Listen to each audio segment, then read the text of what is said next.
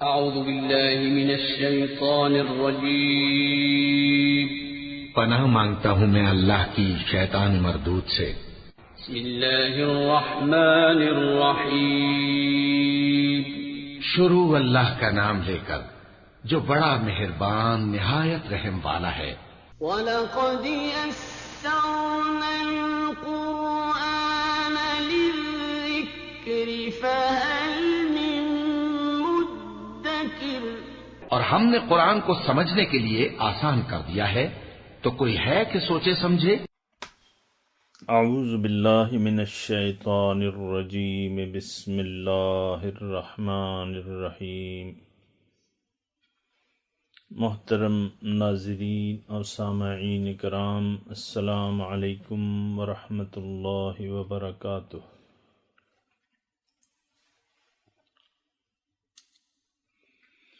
اللہ اکبر۔ درس قرآن کے سلسلے میں حاضر ہیں اور سورہ فاتحہ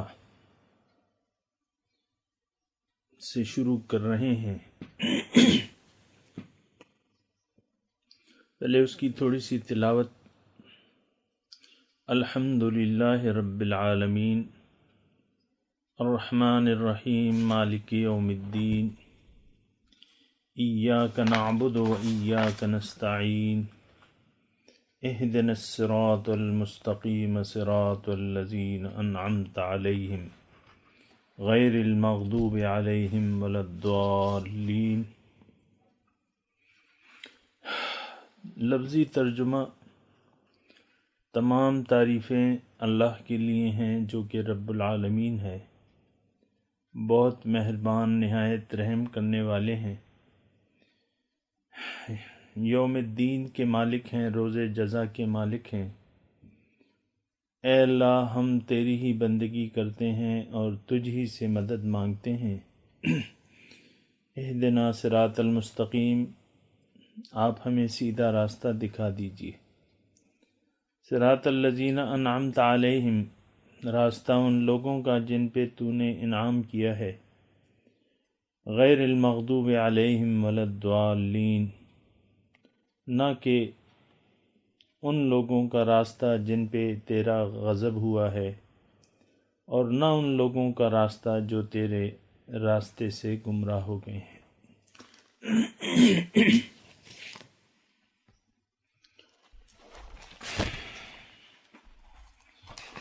الحمدللہ رب العالمین، تمام تعریفیں اللہ کے لیے ہیں جو کہ رب العالمین ہے۔ یہ سورہ مبارکہ جو ہے، سورہ فاتحہ اس کا نام ہے۔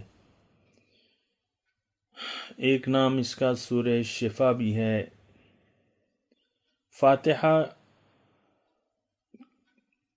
کا مطلب کھولنے والی، یعنی قرآن کا افتتاحی صورت ہے، تو فاتحہ اسی سے مشتق ہے، کھولنے والی۔ سورہ شفا بھی ہے اس کا نام، اور حضور صلی اللہ علیہ وسلم فرماتے ہیں کہ سورہ فاتحہ جو ہے وہ تمام امراض کے لیے مکمل شفا کی حیثیت رکھتی ہے۔ اور سورہ فاتحہ نزول اس کا جو ہے وہ مکے میں ہوا تھا، نبوی مکی صورت ہے یہ۔ اور دیگر جو قرآن پاک کی پہلی صورت ہے جو سب سے پہلے نازل ہوئی تھی۔ اس کا مطلب یہ ہے کہ بحیثیت مجموعی صورت کے یہ سب سے پہلی صورت ہے جو مکے میں نازل ہوئی۔ ویسے تو آیات نازل ہو چکی تھیں، جیسے کہ اقرأ بسم ربک الذی خلق، یہ پہلی آیت ہے، اور یا ایھا المدثر وغیرہ، لیکن بحیثیت مجموعی مکمل صورت کے جو سب سے پہلی صورت نازل ہوئی ہے وہ سورہ فاتحہ ہے۔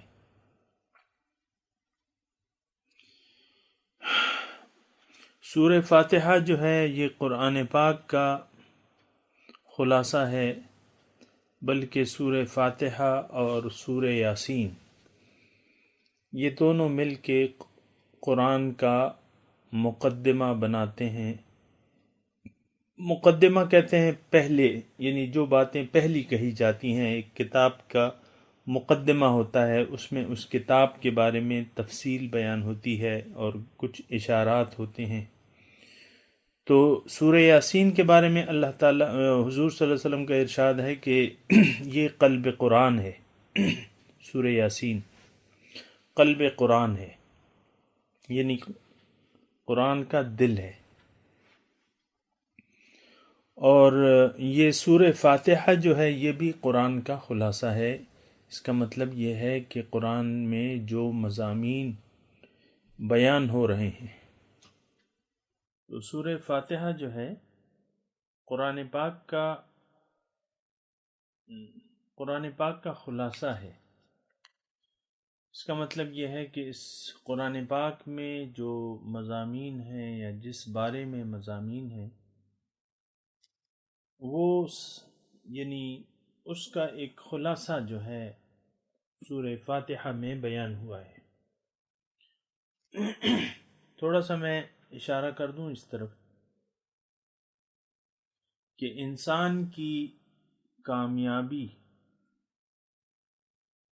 کا راز جو ہے وہ یہ ہے کہ یہ صراط مستقیم پر چلنا شروع کر دے۔ اگر ہم یہ کہیں کہ انسان صراط مستقیم پر چلنا انسان کی ضرورت ہے تاکہ وہ اپنے مقصود تک پہنچ جائے، اور اس کا مقصود کون ہے؟ اللہ، ذات الہی تک پہنچ جائے، اس کے قریب ہو جائے، اس کی معرفت حاصل کر لے، تو یعنی انسان کی مقصد کی کنجی اس میں ہے کہ وہ صراط مستقیم پر چلنا شروع کر دے۔ اللہ تعالیٰ کا راستہ معلوم کر کے کسی بھی طریقے سے طریقہ کار موجود ہیں، تو اس طریقے پر چل کر صراط مستقیم پر چلنا شروع کر دے، اس پر سفر کرنا شروع کر دے، بلکہ اس راستے پر دوڑنا شروع کر دے، جس کا حکم جو ہے قرآن مجید میں آیا ہے کہ فَفِرُّوا إِلَى اللَّهِ، دوڑو اللہ کی طرف، اللہ کے راستے پر دوڑنا شروع کرو، اور اگر تم نہیں دوڑے تو انی لکم منہ نذیر مبین، تو اس کے انجام سے میں تمہیں ڈرانے والا ہوں صاف صاف۔ صراط مستقیم پر چلنا جو ہے انسان کی ضرورت ہے، اور اس سورہ فاتحہ میں آپ دیکھیں کہ ہم اس میں صرف ایک دعا کرتے ہیں، اور وہ دعا کیا ہے کہ اہدنا صراط المستقیم، اے اللہ تعالی ہمیں صراط مستقیم کی ہدایت دیجیے تاکہ اس پر چل کر ہم آپ تک پہنچ سکیں۔ اگر غور کریں ہم یعنی تدبر قرآن جو ہے یہ یعنی ہماری تو ایسی تربیت ہی نہیں ہوئی ہے۔ ہم جس معاشرے میں رہ رہے ہیں ہماری ایسی تربیت ہی نہیں ہوئی ہے کہ قرآن پر تدبر کیا جائے اور اس پہ سوچا جائے۔ اور یہ مومنوں کی صفت ہے کہ اذا تتلی علیہم آیات الرحمن لم یخروا علیہا صما وعمیانا، جب یہ وہ لوگ ہیں، اللہ کے بندے وہ لوگ ہیں، اذا تتلی، جب ان پہ پڑھی جاتی ہیں. آیات الرحمن، رحمان کی آیاتیں.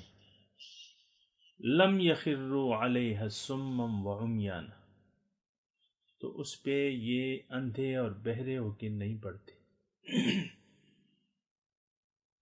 آج کل معاشرے میں ایک بے مقصدیت پائی جاتی ہے، اور معاشرہ اپنے مقصد زندگی سے بے خبر ہے اور غافل ہے. سورہ فاتحہ میں وہ مقصد بھی موجود ہے اور طریقہ کار بھی موجود ہے، اگر آپ تھوڑا سا تدبر کریں اور اس پہ سوچیں. میں نے آپ کو مقصد زندگی کے بارے میں جو باتیں بتائی ہیں، سورہ فاتحہ میں تمام وہ چیزیں موجود ہیں. انسان کا مقصد زندگی اس میں پتہ چل جاتا ہے سورہ فاتحہ میں، اور اس کا طریقہ کار بھی پتہ چل جاتا ہے. تھوڑا سا اگر آپ تدبر کریں، سوچیں اس پہ. سورہ فاتحہ کی ایک مرکزی آیت ہے، اور یہ چونکہ سورہ دعا بھی اسے کہتے ہیں، تو اس میں ایک دعا ہے اگر آپ اس پہ غور کریں. وہ کیا ہے کہ اہدنا صراط المستقیم، اے اللہ تعالیٰ تو ہمیں صراط مستقیم کی ہدایت کیجیے. صراط مستقیم کا راستہ بتائیں. اہدنا، ہمیں ہدایت کیجیے سیدھے راستے کی. اب سامعین، اب تھوڑا سا اگر آپ سوچیں کہ سیدھا راستہ، اگر آپ اس پہ سوچیں، سوچنا جو ہے بہت ضروری ہے. سوچنے سے اور عقل اور تدبر سے کام لینے سے ہم بے یقینی سے نکل آ سکتے ہیں. اگر ہم تدبر کریں اور سوچیں تو اس میں ایک مرکزی جملہ ہے جو دعا ہے. وہ کیا ہے؟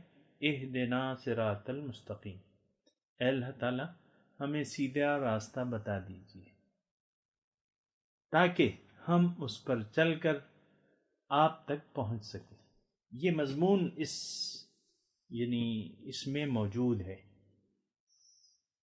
بھئی آپ اللہ تعالیٰ تک جانا چاہتے ہیں تو یقیناً اللہ تعالیٰ کی ذات جو ہے، ان ربی علی صراط مستقیم، قرآن پاک کی دوسری آیت کا ترجمہ میں میرا رب تو سیدھے راستے پر ہے. ان ربی علی صراط مستقیم، میرا رب تو سیدھے راستے پر موجود ہے. ھذا صراط علی مستقیم، دوسری جگہ اللہ تعالیٰ کے الفاظ ہیں، یہ سیدھا راستہ جو ہے علیہ، یہ مجھ تک آ پہنچتا ہے. مستقیم جو سیدھا راستہ ہے. بہت راز کی باتیں ہیں. راز تو ہے لیکن یہ کھلا راز ہے. ہم تو جس معاشرے میں میں اور آپ رہ رہے ہیں اس میں بے یقینی پائی جاتی ہے بہت سی. مقصود کے بارے میں، مقصد زندگی کے بارے میں، حاصل زندگی کے بارے میں لوگ دھوکے میں پڑے ہوئے.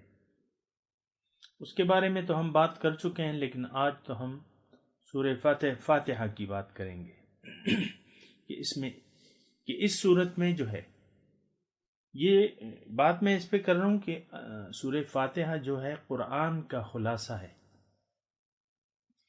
قرآن ہمیں کیا بتاتا ہے؟ صراط مستقیم کی ہدایت دیتا ہے، اور اللہ کے رسول وہ بھی وَإِنَّكَ لَتَهْدِي إِلَى صِرَاطٍ مُسْتَقِيمٍ، اے رسول آپ تو ان کو سیدھے راستے کی طرف ہدایت دینے والے ہیں، سیدھا راستہ بتانے والے ہیں. تو سیدھا راستے پر چلنا، سیدھے راستے پر چلنا انسان کی ضرورت، اس کی انتہا تک پہنچنا انسان کا مقصد زندگی. تو قرآن کا خلاصہ ہے سورہ فاتحہ، اور اس میں جو ہے وہ اس ایک آیت پہ اگر آپ تدبر کریں، اہدنا صراط المستقیم، اے اللہ تعالیٰ ہمیں سیدھے راستے کی طرف ہدایت کیجیے، ہمیں بتائیے کہ آپ کا راستہ کون سا ہے، آپ ہمیں تفصیل سے آگاہ کیجیے۔ تو پھر جواب کا کیا ملتا ہے؟ اگلی صورت میں جواب ملتا ہے کہ ذالک الکتاب، اے میرے بندے تو نے مجھ سے سیدھے راستے کا سوال کیا ہے تو یہ کتاب ہے، سیدھا راستہ یہ کتاب بتاتا ہے، اس میں کوئی شک و شبہ نہیں ہے کہ یہ میرا راستہ ہے اور یہی سیدھا راستہ ہے اور یہ میرا راستہ ہے۔ لا ریب فیہ، اگلے صفحے پہ آپ دیکھیں تو یہ جواب ملتا ہے کہ الف لام میم ذالک الکتاب لا ریب فیہ، اس کے بارے میں کوئی شک نہیں۔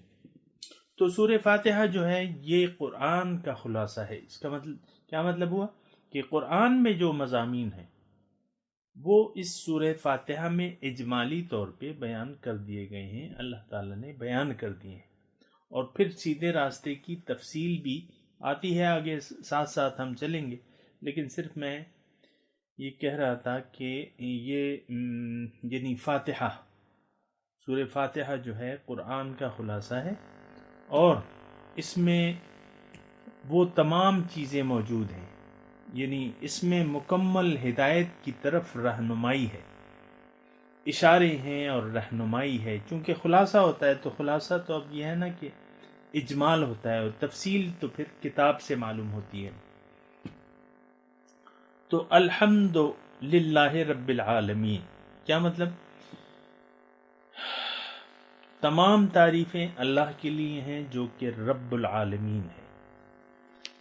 یہاں الحمد للہ رب العالمین، یہ ساری جو 6 یا 7 آیات ہیں، تو اس میں یہ ہے کہ یہ تمام جو ہیں یہ یعنی سورہ دعا ہے، تو اس میں ایک دعا ہے، مرکزی دعا ہے، اور انسان کو اس کی کامیابی تک پہنچانے کے لیے یعنی اس میں طریقہ کار بتایا گیا ہے، یا وہ دعا مانگی جا رہی ہے جو انسان کو اس کی زندگی میں نجات دلا دے۔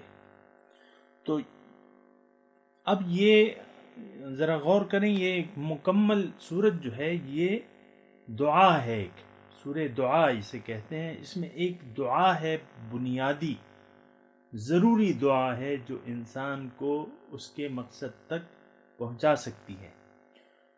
تو اس کے ابتدائیہ جس طرح شروع کرتے ہیں تو اس کا مطلب یہ ہے کہ یہ یعنی جو دعا ہم کر رہے ہیں تو وہ کس سے کر رہے ہیں؟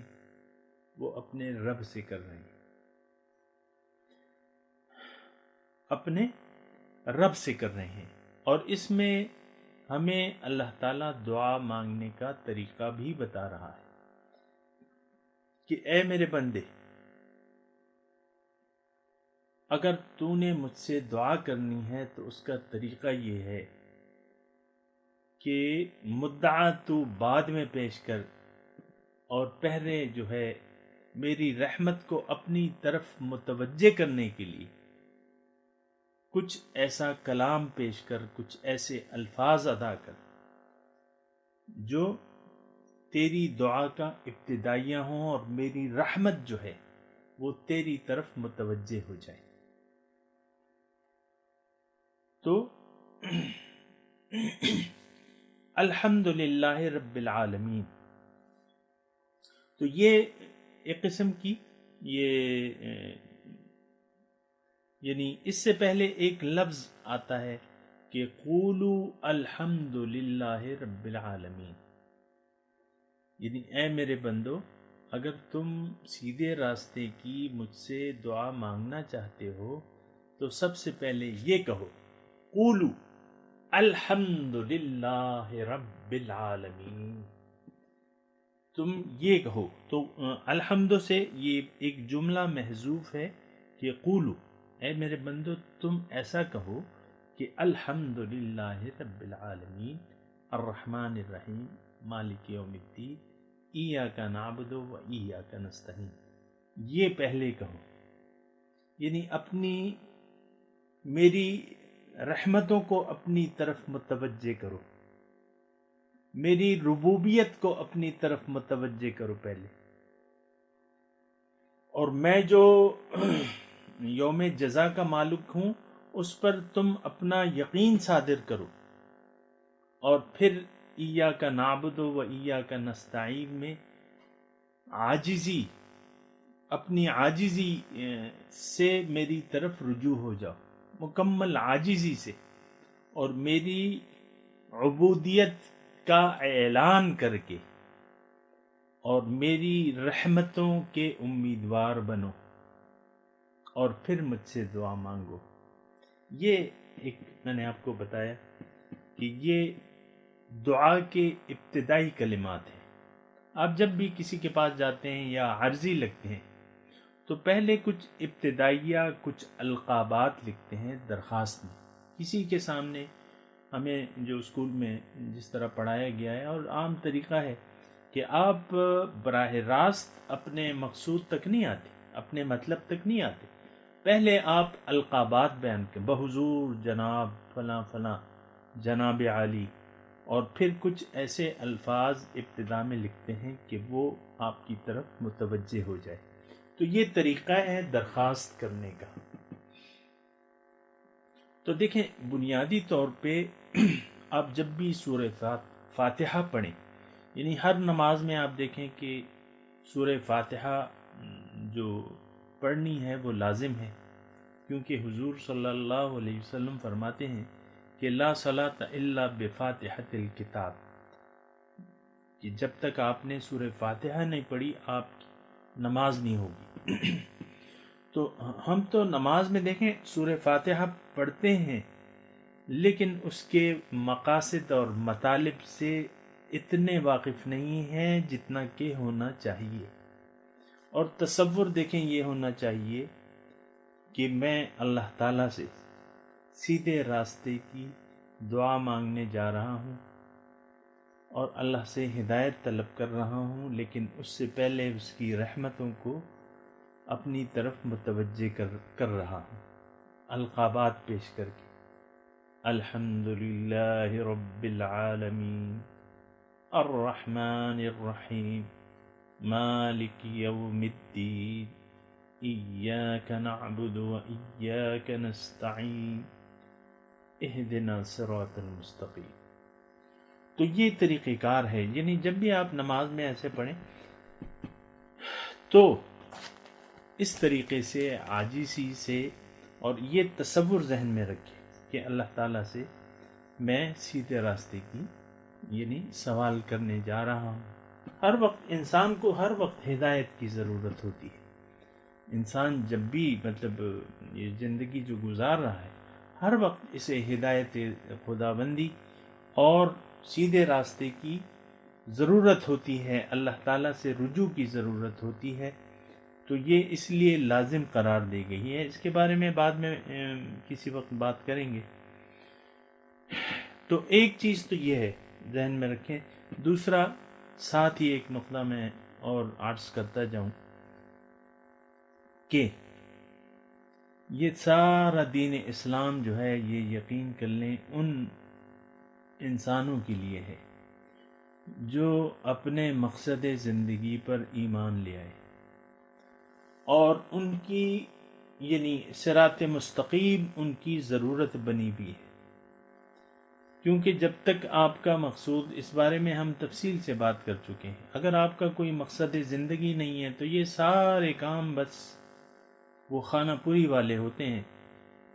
آپ جلدی جلدی بس خانہ پوری کر کے جو ہے جان چھڑا لیتے ہیں، لیکن بات ایسی نہیں ہے۔ انسان، اس پہ ہم بات کر چکے ہیں کہ زندگی بامقصد ہونی چاہیے، اور وہ مقصود جو ہے وہ صرف ایک ذات ہے، اللہ۔ تو اس مقصود کو سامنے رکھ کے پھر سارے کام آپ نے کرنے ہیں، تو پھر آپ کو مزہ آئے گا۔ آپ کو میں کہہ چکا ہوں کہ جب یعنی قرآن جو ہے، قرآن کیا ہے؟ ایک سیدھا راستہ ہمیں بتاتا ہے۔ اگر کوئی سیدھے راستے کا طالب ہی نہ ہو تو اس کو قرآن میں کوئی لطف نہیں آئے گا۔ اللہ جس کا مقصود و محبوب و مطلوب نہ ہو اس کو قرآن کی کوئی ضرورت ہی نہیں ہے،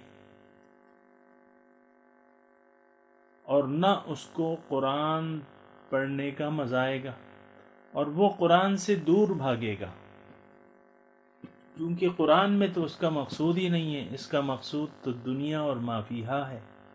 قرآن تو اس کو اللہ تک پہنچانے کے لیے آیا ہے، یا وہ راستہ بتاتا ہے جس کے ذریعے یہ اپنے اللہ تک پہنچ جائے۔ تو یہ بات بہت ذہن میں ہونی چاہیے کہ مقصود ہمارا بالکل کلیئر ہو جائے، مقصود اللہ ہو جائے، دنیا جو ہے وہ ضرورت بن جائے، آخرت مقصد ہو جائے، اور ترجیحات ہماری متعین ہو جائیں، ترجیح ہماری آخرت کی زندگی ہو جائے، اور دنیا کی زندگی کو ہم ترجیح نہ دیں آخرت کی زندگی پہ، تو تب یہ ہے کہ آپ کو قرآن کی ضرورت بھی محسوس ہوگی۔ پھر آپ اس کے پیچھے پڑ جائیں گے کہ بھئی اس میں کیا کیا طریقہ کار لکھے ہوئے ہیں، اللہ تعالیٰ نے کیا کیا راستے بتائے ہوئے ہیں اپنی طرف آنے کے، پھر آپ کی یعنی متوجہ ہو جائیں گے۔ تو الحمدللہ رب العالمین میں مضمون یہ ہے کہ سب سے پہلے تو آپ تعریف کرتے ہیں اس خدائے بزرگ و برتر کی، الحمد للہ۔ الحمد یہ ایک تو ہے حمد للہ، تعریف اللہ کی ہے، لیکن جو الف لام آ گیا اس کا مطلب یہ ہے کہ تمام تعریفیں، الحمد کا کیا مطلب ہے؟ تمام تعریفیں اللہ کے لیے جو کہ رب ہے۔ تو تمام تعریفیں، یعنی یہاں پر تھوڑا سا ٹھہر کے آپ سوچیں کہ ہم بھی یعنی انسان، ہم تو ظاہر ہے انسان ہیں، لیکن ہم بھی اپنی تعریفیں چاہتے ہیں، اور تعریفوں کے قابل اپنے آپ کو بھی سمجھتے ہیں۔ یہ اگرچہ ہم زبان سے نہیں کہتے، لیکن ہمارے اعمال جو ہیں وہ تقریباً اس طرح ہے،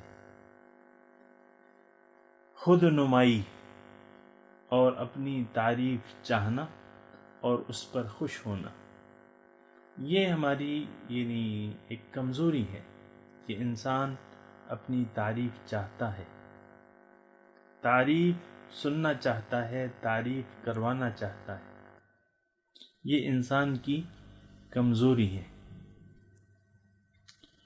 تو ایسا نہیں ہے، تھوڑا سا اگر یہاں رک کے آپ سوچیں، حقیقت میں سوچیں کہ تعریف کے قابل جو ہے، تمام تعریفوں کے قابل کون سی ذات ہے، اور یہ رویہ چھوڑ دینا چاہیے، اور یہ یقین کر لینا چاہیے کہ ساری تعریفوں کا مالک جو ہے یا تعریفوں کے قابل وہی ایک ذات ہے۔ کون ہے؟ اللہ، جو کہ رب العالمین ہے۔ کیسے ایک اللہ ہے؟ اب آپ دیکھیں ذاتی خوبیاں مخلوقات میں کون سی ایسی چیزیں ہیں، یعنی اب چلیں انسان کو ایک طرف رکھیں، انسان پہ بھی ابھی آتے ہیں، بات کر لیتے ہیں۔ انسان کے علاوہ بہت سی چیزیں ہیں جو فائدہ دے رہی ہیں۔ بھئی یہ پہاڑ جو ہے یہ بڑا قیمتی ہے، بہت اچھا پہاڑ ہے، اس میں معدنیات ہیں، اس میں سونا ہے، اس میں چاندی ہے، اس میں ہیرے ہیں، جواہرات ہیں۔ آپ اس کی تعریفیں کر رہے ہیں، لیکن یہ تعریفیں تو پہاڑ کی نہیں ہیں، رب کی تعریفیں، جس نے وہ چیزیں اس میں رکھ دی ہیں۔ سورج ہے فائدہ، ایک بہت بڑی ایک توانائی کا اور یعنی روشنی کا اور حرارت کا ذریعہ ہے، ہمارے لیے بہت ضروری ہے۔ لیکن سورج کی تو اس میں اپنی کوئی خوبی نہیں ہے، یہ تو جس نے بنایا ہے تو اس کی خوبی ہوگی۔ اسی طرح آپ دیکھ لیں سمندر ہے، بارشوں کا سارا نظام جو ہے سمندر پہ ہے، یہ سمندر کس نے بنائے ہیں؟ اسی طرح آپ لے لیں، کسی میں کوئی ذاتی خوبی موجود ہی نہیں ہے، ساری خوبیاں اگر کسی وجہ سے ہیں تو وہ اللہ تعالیٰ کی وجہ سے ہے کہ اللہ نے اس میں وہ خوبیاں رکھ دی ہیں۔ اب آ جائیں انسان پہ۔ انسان مطلب ایک آدمی خوبصورت ہے، ایک شکل خوبصورت ہے، بھئی یہ حسن اس کو کس نے عطا فرمایا ہے؟ ایک عالم ہے، بھئی بہت زیادہ جینیس ہے، یہ ذہن اور عقل اور فکر اس کو کس نے عطا فرمائی ہے؟ ایک جرنل ہے، بہت اچھی پلاننگ کرتا ہے جنگ کی، یہ کس نے، یہ صلاحیتیں اس کو کس نے دی ہیں؟ اسی طرح لے لیں، یہ تمام جو خصوصیات ہیں، ایک آدمی سخی ہے، اس کو دولت کس نے عطا فرمائی ہے؟ تو یہ ساری خوبیاں تو اللہ تعالیٰ ہی اس کا مالک ہے، جو جس کو چاہے یؤتیہ من یشاء، دے دیتا ہے، جس کو چاہتا ہے اس کو دے دیتا ہے۔ تو خوبیوں کا مالک تو ایک اللہ ہو گیا۔ تو کبھی یعنی یہ سوچ ذہن سے نکال دینی چاہیے کہ مجھ میں اپنی کچھ ذاتی خوبی ہے، ہم میں ہو ہی نہیں سکتا نا، یہ تو آپ تھوڑا سا آپ سوچ لیں، آپ میں، مجھ میں، آپ میں، کسی میں کوئی ذاتی خوبی تو ہے ہی نہیں، ساری خوبیاں تو اس کو عطا کردہ ہیں، اور وہ ایک اللہ تعالیٰ کی طرف سے اس کو عطا ہوئی۔ تو تمام خوبیوں کا مالک کون ہو گیا؟ اللہ تعالیٰ کی ذات ہی ہوگی۔ الحمد للہ، یعنی اس میں دیکھیں، اس میں بات یہ ہے کہ انسان تھوڑا سا مغرور ہو جاتا ہے بعض وقت، اپنی مال پہ گھمنڈ آ جاتا ہے اس کے، اپنی جس کرسی پہ بیٹھا ہے اس پہ مغرور ہو جاتا ہے، اور حسن پہ مغرور ہو جاتا ہے، اتراتا ہے۔ تو اللہ تعالیٰ نے یہ فرمایا ہے کہ ان اللہ لا یحب من کان، یعنی ہر بڑائی کرنے والے شیخی خورے کو اللہ تعالیٰ پسند نہیں کرتا۔ تو اترانا کسی چیز پر اور غرور کرنا، گھمنڈ کرنا، یا ایسی کوئی بات نہیں ہے، یہ یعنی جان لینا چاہیے ہم میں اپنی طرف سے کچھ چیز ہے ہی نہیں، ہم کسی خوبی کے ذاتی طور پہ مالک ہے ہی نہیں۔ یہ تو بالکل سادی سی بات ہے، اس میں کچھ اتنے دلائل کی ضرورت بھی نہیں ہے۔ ہم میں جو کچھ بھی ہے ہمارے پاس، تو وہ اللہ تعالیٰ ہی کیا عطا کردہ ہے۔ اگر ہماری اولاد ہے، ہمیں اللہ نے اولاد دی ہے، تو کس نے عطا فرمائی ہے؟ اللہ نے عطا۔ اس کے بارے میں قرآن آپ پڑھیں گے تو اللہ تعالیٰ ایسی صفات کو پسند نہیں کرتا،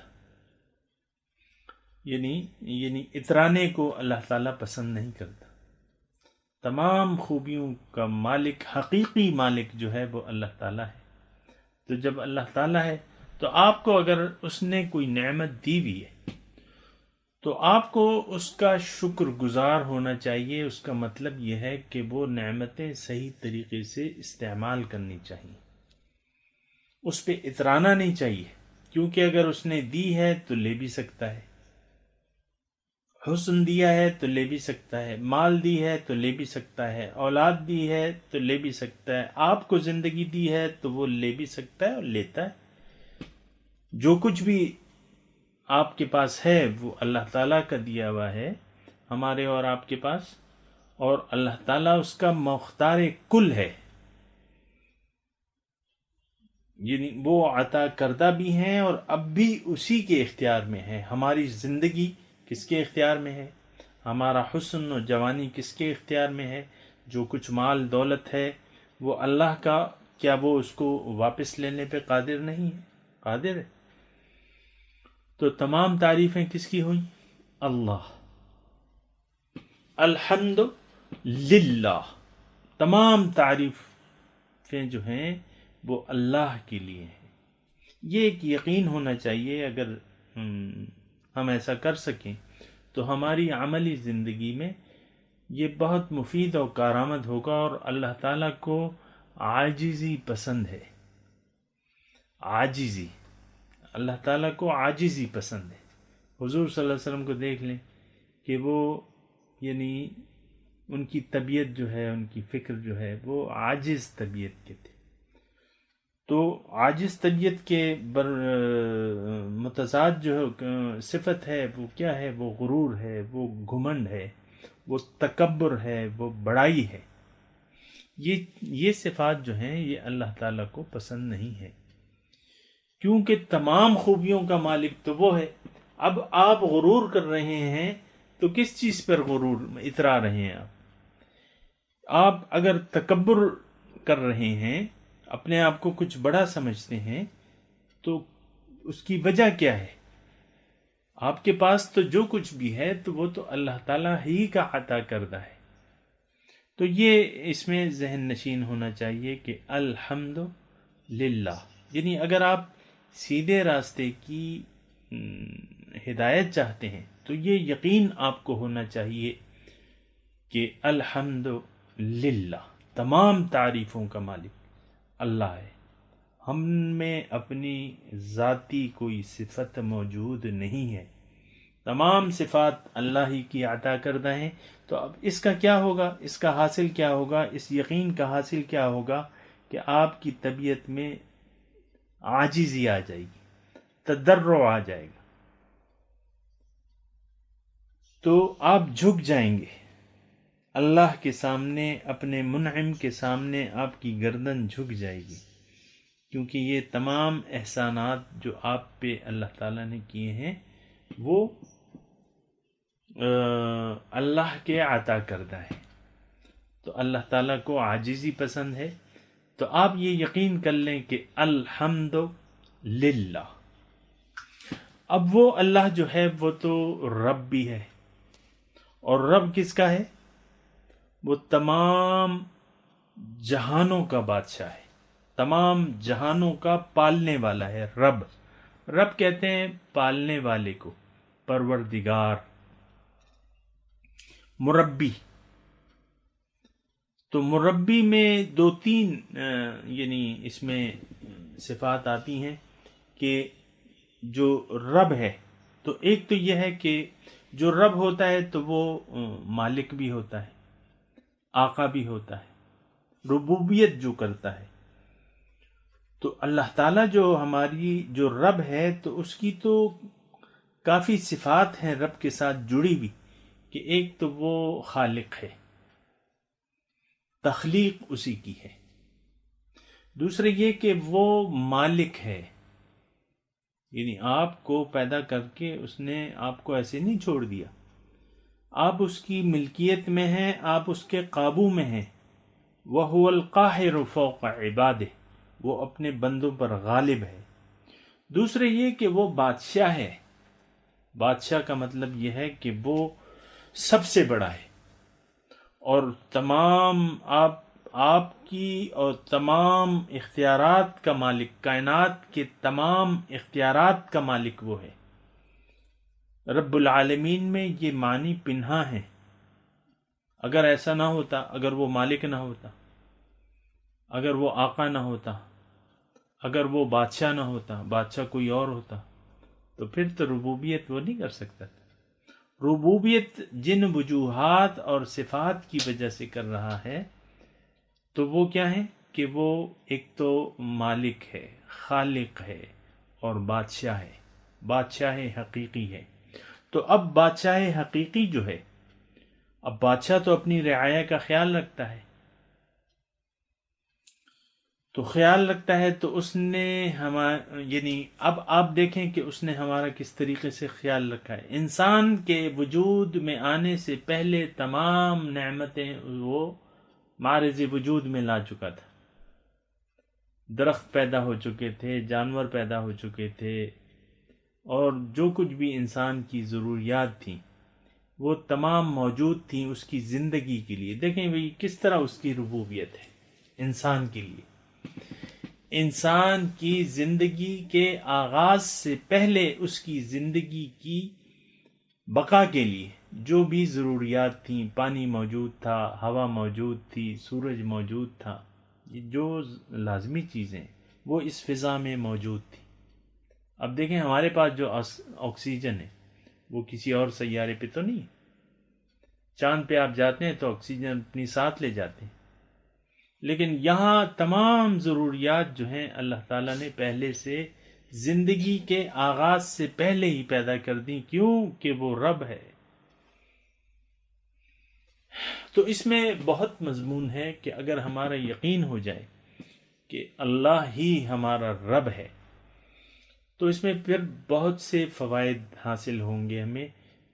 اور سب سے بڑا فائدہ یہ ہوگا کہ اگر آپ اللہ کو اپنا رب تسلیم کر لیں گے تو آپ پھر غیر اللہ کا خیال نہیں کریں گے، آپ صرف اللہ کا ہی خیال کریں گے.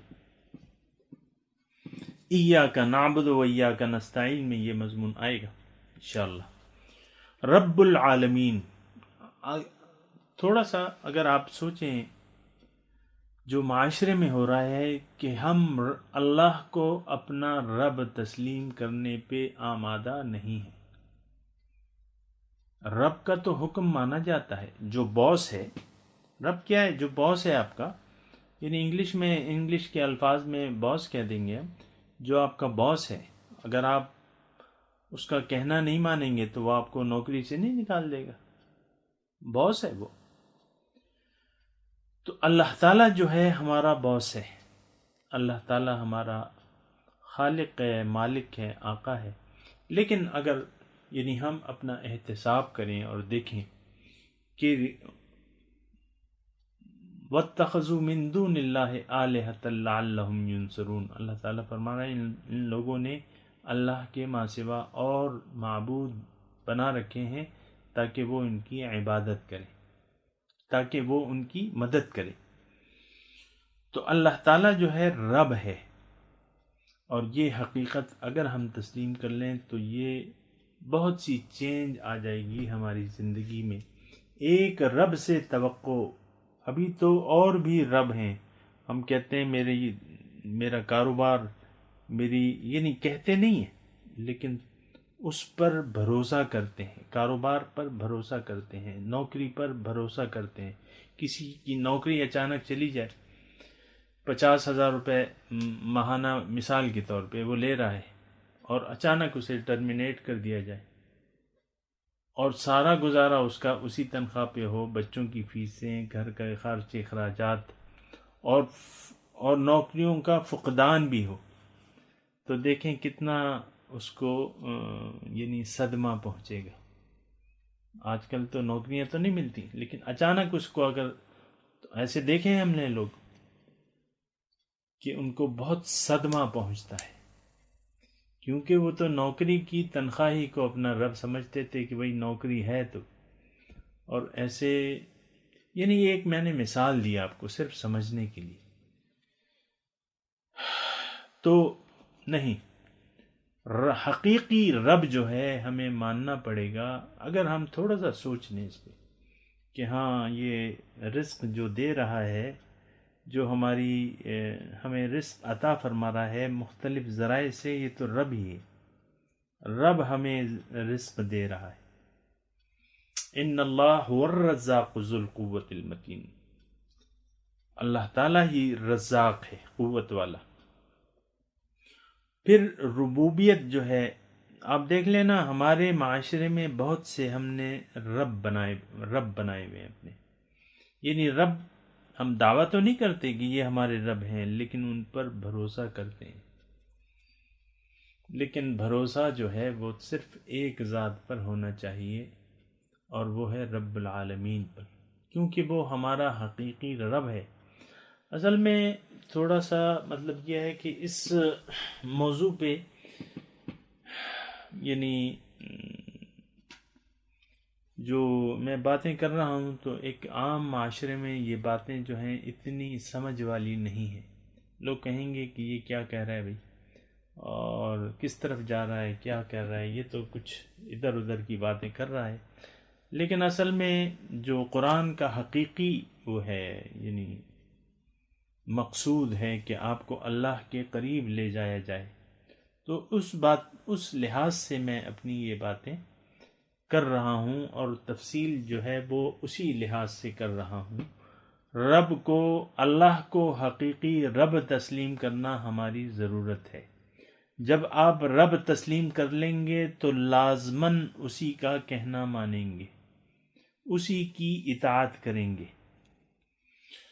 العالمین، رب العالمین جو ہے، العالمین کا مطلب تمام جہانوں کا پروردگار ہے، یعنی صرف آپ کا نہیں ہے۔ اب انسان تو تھوڑے سے یہ ہے نا کہ وہ اپنے لیے رزق کماتا ہے تو اس کو تھوڑا سا دھوکہ لگ جاتا ہے، باقی مخلوقات کی دیکھ بھال کون کر رہا ہے؟ آپ دیکھیں، ذرا سوچیں۔ اب ظاہر ہے کہ ہر مخلوق کی اپنی ضروریات ہیں، سورج کی اپنی، سورج جو یہ الاؤ اس میں روشن ہے، جو گیسز جل رہی ہیں، اس کی کچھ ضروریات ہوں گی کہ نہیں ہوں گی؟ تھوڑا سا آپ سوچیں۔ میرا مطلب یہ ہے، کہنا یہ چاہ رہا ہوں کہ دیگر مخلوقات جو ہیں ان کی بھی کچھ ضروریات ہیں، بہت بڑے بڑے اجسام ہیں اور کرے ہیں، ان کی کچھ ضروریات ہیں، وہ ضروریات اس کی کون پوری کر رہا ہے؟ مثال میں نے آپ کو دی سورج کی۔ ہم ایک الاؤ روشن کرتے ہیں اور اس کو مثال کے طور پہ ایک لکڑی کا ایک الاؤ ہم روشن کرنا چاہتے ہیں، اور 5 دن تک وہ ہم چاہتے ہیں کہ وہ الاؤ روشن رہے 5 دن تک، اور اس کا تقریباً جو وایا ہے اس کا تو وہ 20 بائی 20 فٹ ہے۔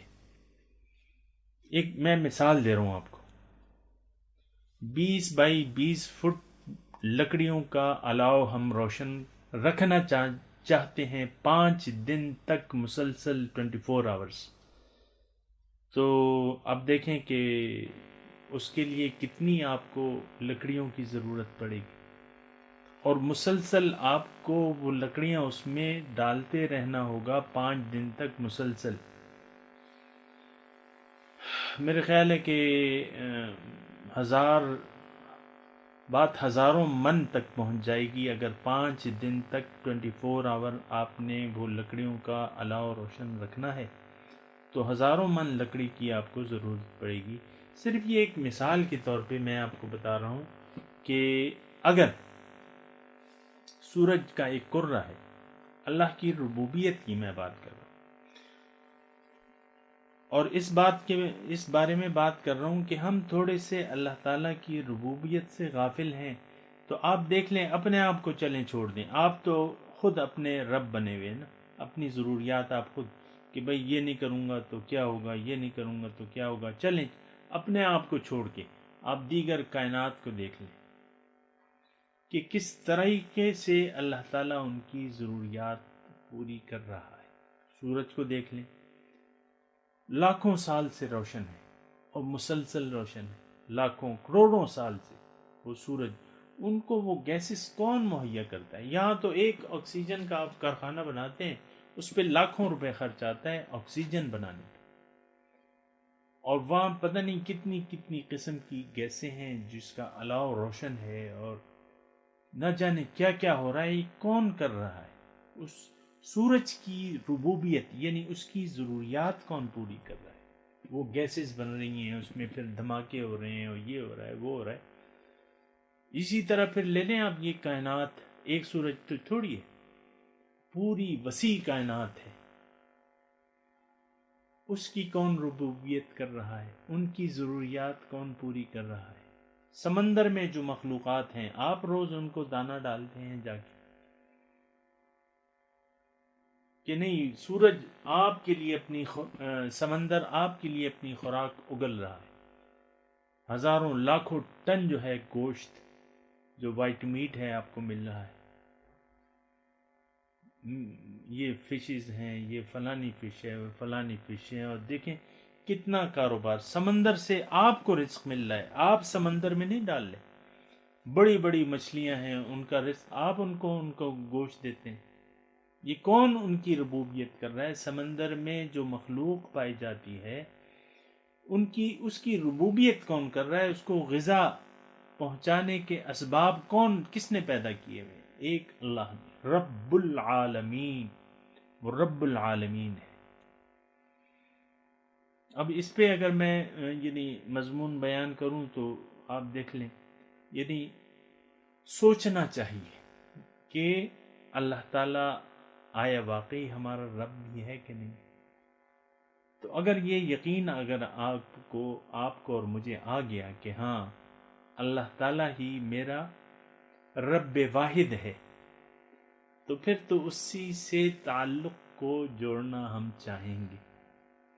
ابھی تو ہم کہہ رہے ہیں، بچے کہہ رہے ہیں کہ ہماری ضروریات والدین پوری کر رہے ہیں، والدین یہ کہہ رہے ہیں کہ بھئی والد کہہ رہے ہیں کہ میں کما کے دے رہا ہوں بچوں کو۔ تو یہ سب جو ہے ایک دوسرے کے بارے میں غلط فہمی میں مبتلا ہے۔ یہ تو اللہ تعالیٰ ہی ہمیں رزق دے رہے ہیں، نحن نرزقکم وإیاہم لا تقتلوا اولادکم خشیۃ املاق، اپنی اولاد کو رزق کے ڈر سے قتل نہ کرو۔ آج کل جو آپ کا خاندانی منصوبہ بندی کا ہے، وہ ان کا بیس کس پہ ہے کہ بھئی یہ وسائل جو ہیں یہ تو ہماری مثال کے طور پہ 10 کروڑ کے لیے ہیں۔ اب آپ بچے پیدا کرتے رہیں گے تو وسائل جو ہیں کم پڑ جائیں گے، تو آپ مہربانی کریں بچے 2 ہی اچھے، یہ ایک سلوگن آپ کو ملتا ہوگا۔ تو انسان تو پھر پریشان ہو جاتا ہے اگر وہ یہ سمجھے کہ رزق انسان کو ہم اپنے وسائل سے دے رہے ہیں۔ نہیں، ایسا تو نہیں ہے، یہ تو غلط سوچ ہے، یہ تو مادی سوچ ہے۔ اللہ تعالیٰ کہتا ہے کہ اپنی اولاد کو لا تقتل، قتل نہ کرو، خشیت املاق، یعنی رزق کے ختم ہونے کے ڈر سے تم ان کو ان کا قتل کرو۔ نحن نرزقکم، حقیقت یہ ہے اللہ تعالیٰ فرما رہا ہے کہ میں تمہیں رزق دے رہا ہوں، وإیاہم، ان کو بھی میں رزق دوں گا۔ تو یہ یہ ایک بہت بڑی دیکھیں وہ تمام جو غفلت ہم پہ طاری ہے من حیث القوم، اور اس غفلت میں من حیث القوم ہم گرفتار ہیں۔ بہت سے آپ بچے ہیں کہ بھئی پہلے ان کی تربیت تو کرو، پہلے ان کے لیے، پھر تو وسائل کم پڑ جائیں گے۔ یہ ایک ٹی وی پہ پہلے وہ جو فیملی پلاننگ والے ہیں ان کا اشتہار چلتا تھا، اور اس میں ایک ڈرامہ سا انہوں نے بنایا تھا، 4-5 بچے ایک بیٹھے ہوئے ہیں، ماں جو ہے روٹی پکا رہی ہے، تو پکاتے پکاتے جو ہے وہ ایک بچہ روٹی پکاتا رہتا ہے، ماں ایک روٹی نکالتی ہے توے سے تو ایک لے لیتا ہے، دوسرا لے لیتا ہے، پھر آٹا ختم ہو جاتا ہے، چوتھا بچہ جو ہے وہ بھوکا رہ جاتا ہے۔ تو یہ ہمیں وہ سمجھانے کی کوشش کر رہے ہیں کہ بھئی تم دیکھو روٹیاں جو ہیں تم ذرا سوچ سمجھ کے بچے پیدا کرو۔ آج کل بھی یہی ہو رہا ہے، بچے کہتے ہیں 2 ہی اچھے، اور اس پہ ہمارا ذہن جو ہے کافی اکثریت کا کہ بھئی کیا کریں گے اتنے بچوں کا، کیسے کھلائیں گے ان کو، کیا کریں گے، کیسے سنبھالیں گے۔ تو یہ بہت سی غلط فہمیاں ہمارے معاشرے میں پائی جاتی ہیں جو کہ اللہ تعالیٰ پہ عدم اعتماد کا ذریعہ ہے۔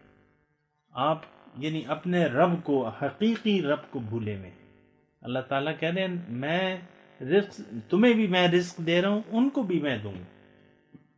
تو ایسی سوچ نہ رکھو تم کہ بھئی وہ رزق جو ہے وہ کم پڑ جائے گا۔ رب العالمین، جو کہ رب ہے تمام عالموں کا، اس حقیقت پر غور کرنے کی ضرورت ہے۔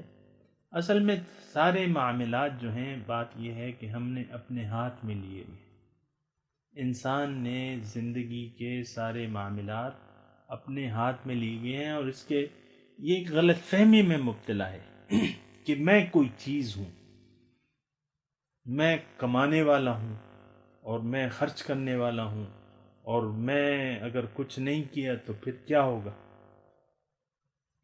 ایسا ہوتا ہے، مطلب یعنی یہ ایک عام سوچ ہے کہ معاملات زندگی جو ہے یہ وہ لوگ ایسا کرتے ہیں جو اپنے اللہ سے غافل ہیں، جو اپنے رب کو بھولے ہوئے ہیں، اپنے آپ سے غافل ہیں، تو ان کی پھر اس قسم کی سوچیں پیدا ہو جاتی ہیں کہ بھئی کیا کریں گے، کیا ہوگا۔ عام طور پہ دیکھیں مائیں جو ہیں وہ پریشان ہوتی ہیں کہ بھئی کیا ہوگا، کیا نہیں ہوگا۔ تو یہ ایک غفلت کی وہ ہے کہ اللہ تعالیٰ ہمیں سمجھا رہا ہے کہ دیکھو میں تو تمہارا رب العالمین ہوں۔ اور یہ ساری تیاری جو ہے اگر میں آپ کو بتاؤں، یہ وہ جو ہم دعا مانگنے جا رہے ہیں اہدنا صراط المستقیم، اس سے پہلے ہمارے ذہن میں کیا کیا یقین ہونا چاہیے۔ یعنی جو اللہ تعالیٰ سے ہم دعا مانگنے جا رہے ہیں کہ اہدنا صراط المستقیم، اس سے پہلے ہمارا ذہن کیا بننا چاہیے اور کس قسم کے تصورات کو ہم نے یقین میں بدل دینا ہے۔ الحمدللہ سب سے پہلے، اس میں نے مضمون بتا دیا۔ پھر رب العالمین، کہ جو رب ہے عالموں کا، تمام تعریفیں، اس میں جو مضمون ہے وہ اگر ہم اور آپ ذہن نشین کر لیں تو میرے خیال میں یہ زیادہ تر پریشانیاں جو ہیں ہماری ختم ہو جائیں گی، کیونکہ اللہ پر یہ ایمان آ جائے گا کہ بھئی ہمیں پالنے والا تو وہ ہے، ہماری ضروریات پورے کرنے والا تو وہ ہے، ہماری مشکلات کو یعنی مشکلات کو آسان کرنے والا کون ہے؟ وہی ذات ہے۔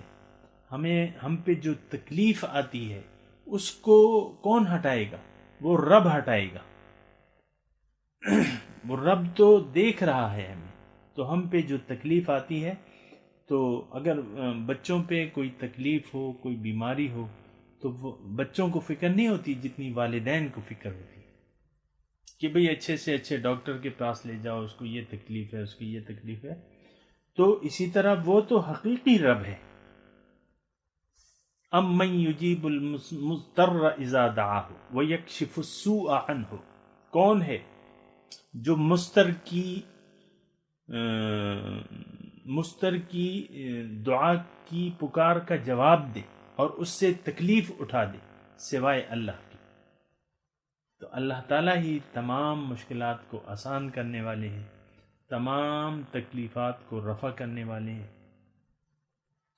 تو یہ تمام باتیں ہمارے ذہن میں ہونی چاہیے۔ ہم جو دعا مانگنے جا رہے ہیں تو یہ حقیقتیں ہمارے ذہن میں ہونی چاہیے، اور اس پر ہمیں سوچنا چاہیے اور اس پر ہمیں یقین کر لینا چاہیے کہ الحمد للہ۔ پھر رب العالمین، تو رب عالمین میں آپ شامل ہیں کہ نہیں ہیں؟ یقیناً شامل ہیں۔